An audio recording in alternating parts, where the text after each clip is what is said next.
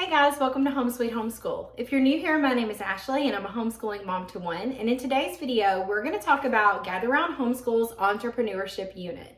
Now, if you are new here, we have been using Gather Round since my son was in the 5th grade and he is now in his 9th grade year of high school. So we have a lot of experience with Gather Round. So if there's a unit that you want to see inside or hear my review of, it is probably on my channel because like I said, we've been using it for a while. So you can check out my playlist or just scroll through my videos and see if there's one that suits you. But today we're going to talk about entrepreneurship because this is the unit that we actually just finished right before Christmas.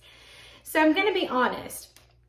When this first came out, I wasn't very excited about entrepreneurship. Business is just really not my thing. Now, my husband is all about it. He reads, books about people all the time who were successful or not so successful in the business world. He works in the business world. That's kind of his thing. His dad, when my husband, when he was growing up, his dad owned a record store that eventually sold CDs and concert tickets and all that. So he grew up around business and so he loved that. And then my son is very business minded as well. So I wasn't very excited about this unit, but my son was looking forward to it.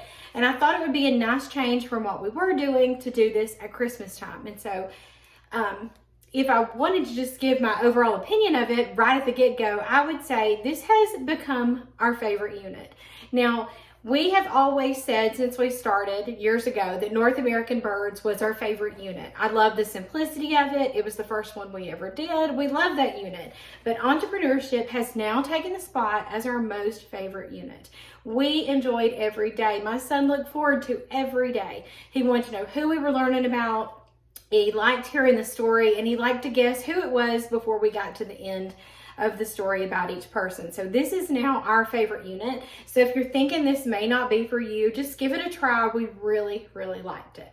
So just up front, if you don't know a lot about Gather Round, they are unit studies. They are meant to cover all your curriculum except for math. So if you're looking for a different approach to homeschooling, you may want to look into it. Some people use this as their core, as we have for these past however many years, and then some people just use it as extra or just a fun Friday thing. You really just make it fit for your family. But they're intended to cover everything but math. They're just a full unit study. They have so many now. You can go check out gatherroundhomeschool.com and there are so many full units on there. This is a full unit. It has 20 lessons.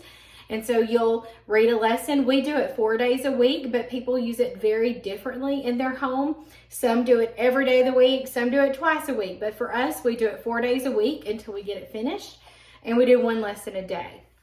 And so what happens is you read from the teacher's guide and then your students will have their own notebook. And that's something that you pick. You pick the level that they're in. And they will work in their notebook. And so I have a ton of videos showing you what that all looks like, but we'll just kind of walk through it really fast. So the thing about entrepreneurship, this is when they started color coding their teacher's guides. And so if you do have younger children, and like I said, my son is a 9th grader, but if you have younger children, you'll want to pay attention to the color coding because it will tell you what the yellow stands for. I don't know if you can see it, but so like that is outlined in yellow. And then like this page has blue. And so it does explain at the beginning, you'll want to make sure you, that you read the front, like you read all the information. And it'll tell you that the yellow sections are for like level 1 attention spans, like pre-reader, early reader. And they should take about 5 minutes or so to read. And then you've got the teal and then you have the purple. So make sure that you read the instructions if you are dealing with a wide range of children. So for us, we just read it all because my son is in the 9th grade. So when you go looking for this, this is a full unit and they're in alphabetical order. You can get it in print, which is what this is. It came bound and printed with their great print quality. This was the one time that I bought print. I bought a whole year's print because originally I would buy digital. So you can buy print or digital. You can pick out exactly what you need. You can buy the family bundle. You can buy it for one student.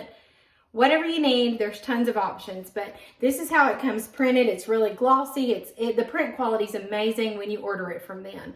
So I have the teacher's guide and then I just have 1 level. Sorry, that was way louder than it should have been. And you're probably thinking, okay, your son's in 9th grade, but you have middle school. But if you look at the recommendations, their middle school actually runs through age 15. That's how old he is now. And really, it's based on your child's ability and what works well for them. And the middle school just really fit him in a lot of these. He does have some high school levels. I've bought him the high school level for the history, for the chemistry, and for the unit that we're working on right now. So really, you just have to see where your child is and what's going to work best. Look through the samples because they're going to show you each of the levels, and you'll be able to decide where you want to put them. Now, when you get them printed, they do come bound at the top, and for me, that I hate it. I don't know why I hate it. I don't know. Okay, I don't hate it. Hate's a strong word. I just don't like it. I think you can email into them and ask them not to bind it, or you can request a different binding. I'm not sure. They're pretty open to suggestions. I'm not really sure how that goes, but I mean, I already had this sent to me, so I wasn't going to worry about it. So I just took the binding out of it. And that's something you can do. If that doesn't work for your child, the flipping over and back and forth and they get confused, or seeing the whole workbook ahead of them kind of overwhelms them like it does my son, having it apart like this and just taking out what he needs for that day and sticking it on a clipboard has really worked well for my son. So don't be afraid to change it up if it comes printed like this, or get it digital and you can bind it however you want to, or not bind it at all. Really up to you. So this is the print version. And I love it. But I will show you this. I actually bought this digital. I bought the digital version of the Seatwork journal. Now, if you don't know what Seatwork is, let's go over that really quick. At the front of each of the student notebooks, you are going to find Seatwork. So let me show you that.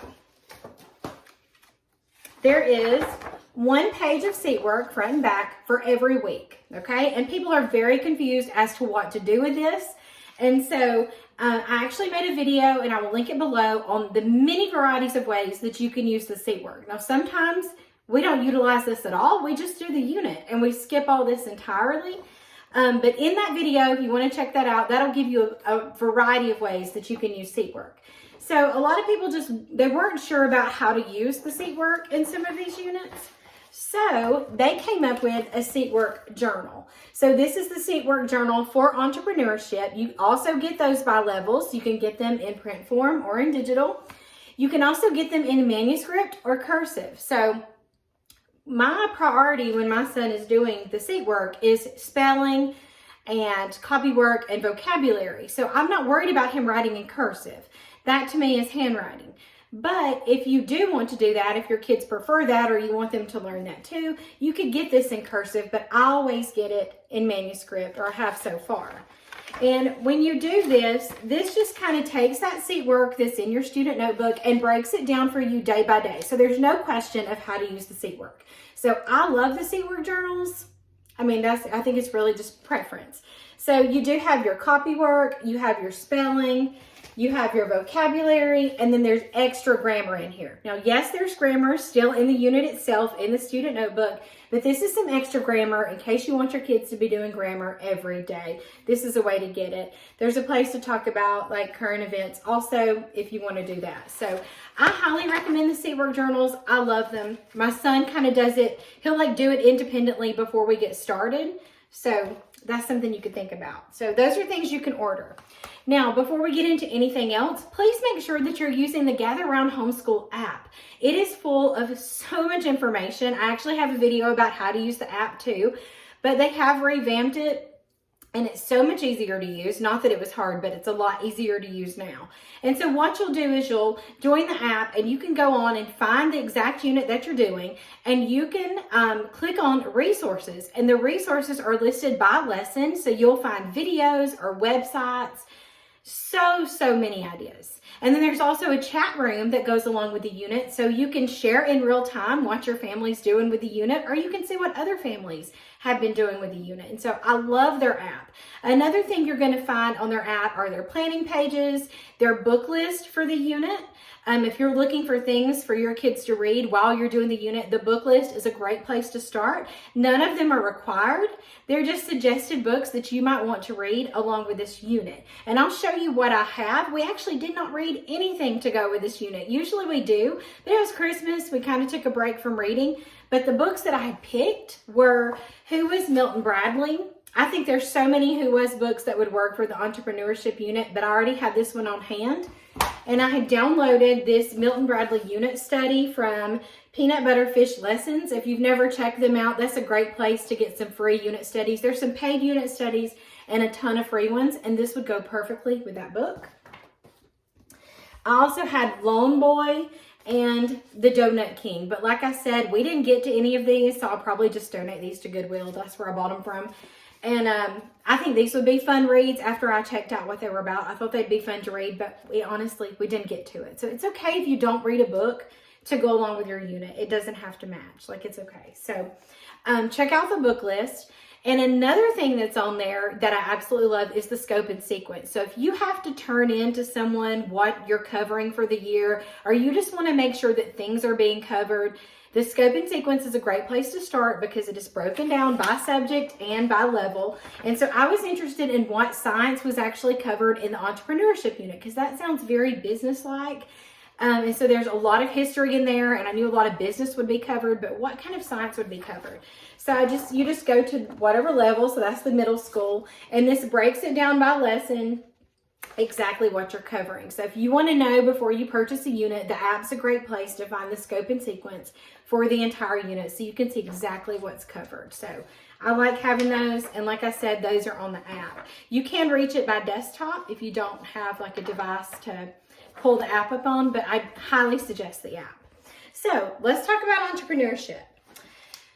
Okay, like I said, it was our favorite unit because as my son is getting older, you can just tell his mind is just flowing with ideas of things he can do when he gets out of high school.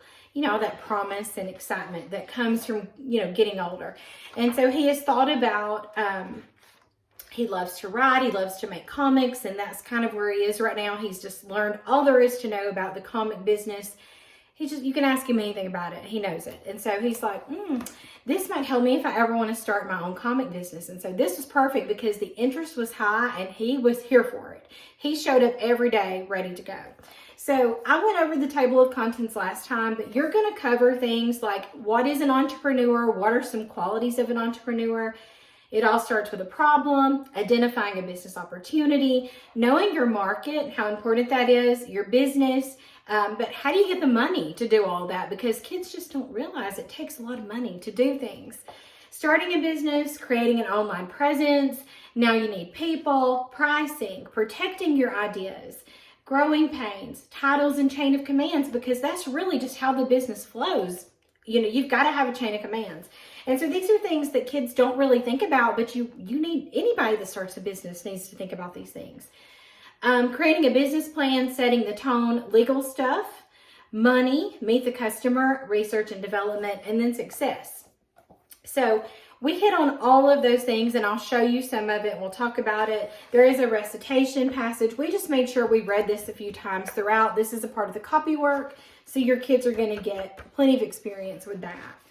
So like I said, you just read a lesson and then you do the work. Now, what I loved about it is it started with a story, and I love to hear, even though I'm not into business, I love to hear backstories and how people came to be and how they came up with ideas and where they came from and all that. And so it started with a story, and then by the end of the story, it gave enough clues that you could usually figure out who they were talking about and what business it was.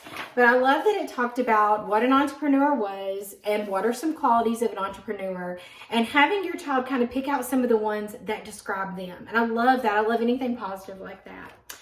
There's also, in each lesson, there's edgy ethics, which is something my son loves to talk about. He notices things like this all the time online and in the things that he watches. And so he loved edgy ethics because it really gave him something to think about. And a lot of times we didn't always agree, but that made the conversations even better. And then there's some entrepreneurship in the Bible in this lesson. And then I especially liked the Kingdom-Minded Business Corner because this really walks you through when Rebecca first got the idea for the curriculum, and then just, it was her Kingdom-Minded business. And so it makes it personal about Rebecca and the Gather Round team that makes these units. And so I enjoyed that as well. And then there was a hands-on activity. We don't always do those, but like this one was to massage someone's back, and I'm always up for a back massage. So the hands-on activities are there if you want to do those. And then you always have, like, what do you need to do next? And this has your vocabulary and then your answers to any of the things that needed an answer key. So I loved it. It also has a family devotional. Those always just speak right to us. It's like they're specially written for us. I love it. And so it did relate to entrepreneurship, and it was, the connections are always so well. So we love this. And so you read this and then you work on your notebook. And so one thing that we really liked about this notebook, I'm just moving the Seatwork stuff. The one thing we really enjoyed about this unit was the notebooking pages.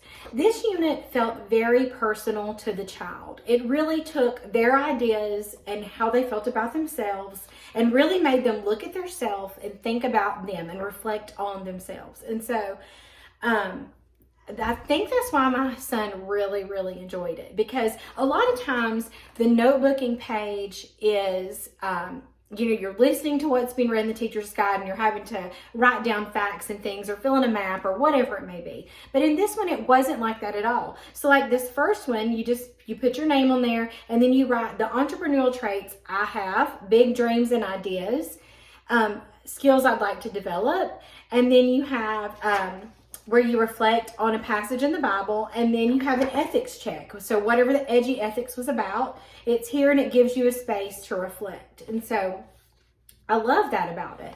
And so he got to cover things like the stock market. And that was something when my husband got home, I let him explain a little bit better to him. And then like, here's your science. We learned about the middle ear, but this was really about Thomas Edison, who suffered from ear loss. And so hearing loss, not ear loss. He didn't lose his ear. I'm sorry. From hearing loss. And so that's what that was about. And that was the connection it made. And then you talk about Paul in the Bible and the different, it has different verses for who he was and how he served. And so I just loved it. And so lesson 2, again, I'll show you another one of their pages, how it's personal. So this talks about taking credit for your own ideas or giving God credit. It talks about problems and solutions, like what are some problems I face on a daily basis and what are some solutions to those problems. Another ethics check, and then types of problem solving. So I love that. And then in the second lesson is where you start your unit project, and this is what I really loved about it. So I had to get a little fancy. You don't have to do this. This actually comes in the back of the student notebook, but I tore it out and I put it in a folder for him so it would sound like it'd be kind of official. So this is his business plan. And so he would just pull from this folder each day. But this is your unit project. You are working on every step that it would take to build your business. Now, if you've got like a 7-year-old, it may be a lemonade stand, or it may be something completely made up that they're not really going to make a business out of, but you're walking them through the process of it.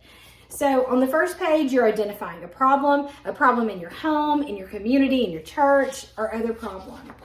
You're going to talk about your business ideas. You're going to think about who would your customers be and create a customer profile.